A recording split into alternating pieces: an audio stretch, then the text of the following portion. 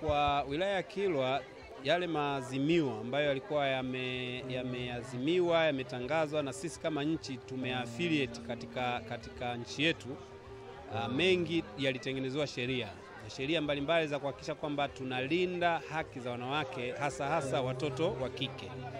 Kwa hiyo kwenye eneo la elimu kuna improvement kubwa sana, kwamba sasa hivi hata ukiangalia udahili kati ya watoto wa kike na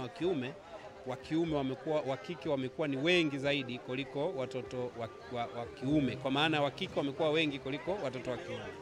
Lakini jambo lingine kwenye eneo la ajira sasa hivi kila eneo la taasisi zipo sera, lakini pia yapo maazimio maalum ya serikali, lakini kuhakikisha kwamba kwenye taasisi zote za kiserikali hata zisizo za kiserikali kwamba kuna maazimio ambayo tumekubaliana ni namna gani nafasi ya mwanamke katika ajira inazingatiwa zaidi. Kwa hiyo tumeona kwamba tumepiga hatua kubwa sana.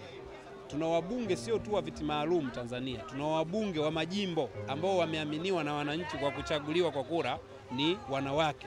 Kwa hiyo tumeona tumepiga hatua kubwa sana.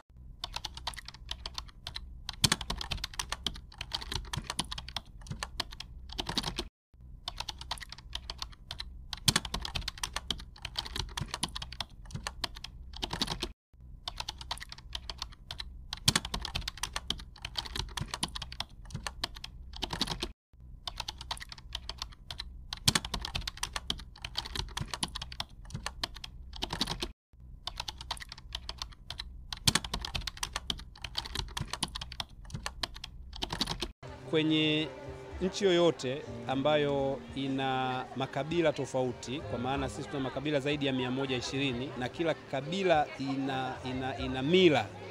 Kwa hiyo kuwafikia wote na kuwaelimisha kwa wakati mmoja si jambo rahisi. Tumepiga hatua. Kwa mfano kwenye wilaya yetu hii ya Kilwa tunazo changamoto ambazo bado zipo, ambazo tunazifanyia kazi mpaka sasa. Moja wapo ni hii ya ndoa za utotoni. Kuna baadhi ya wazee au kwa maana ya familia zinaamini kwamba binti akishavunja ungo kinachofuata ni kuolewa. Lakini tunajaribu kuwaelimisha. Sasa hivi tuna timu ya kuwaelimisha wananchi juu ya ukatili wa kijinsia kwenye wilaya yetu ya Kilwa. Kwa hiyo hii timu ina kamati kwa kila kata ya kutoa elimu juu ya ukatili wa kijinsia. Kwa hiyo tatizo tunalo, lakini kwa kiasi kikubwa limepungua. Cases ambazo tunazipokea sasa hivi kutoka kwenye maeneo yetu, vijiji 90 vyote vya wilaya ya Kilwa, si cases ambazo tulikuwa tunazipokea miaka kadhaa iliyopita. Kwa hiyo tumepiga hatua, lakini tunasema kwamba huwezi kumaliza changamoto kwa wakati mmoja. Lakini kwa wilaya yetu ya Kilwa changamoto hii haipo ukubwa kiasi, lakini tuna kaunti kesi moja kwa uzito ule ambao tulivyokuwa tuna tatizo kubwa kwa wakati uliopita.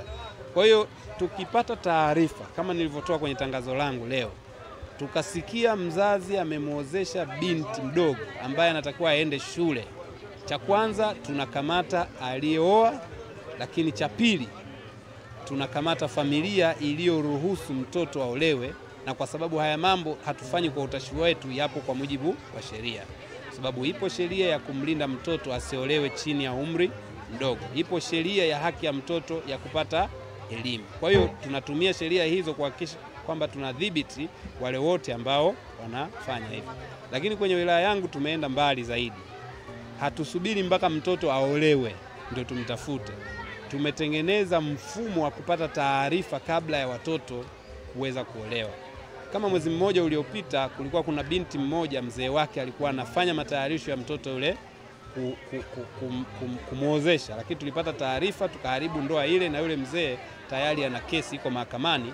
Baada ya kumkamata na polisi kumhoji, tumemfungulia kesi, na yule mtoto tumempeleka kwenye eneo salama na sasa anaendelea na masomo yake. Kwa hiyo hizo ndio hatua ambazo tunazichukua kwenye wilaya yetu ya Kilwa.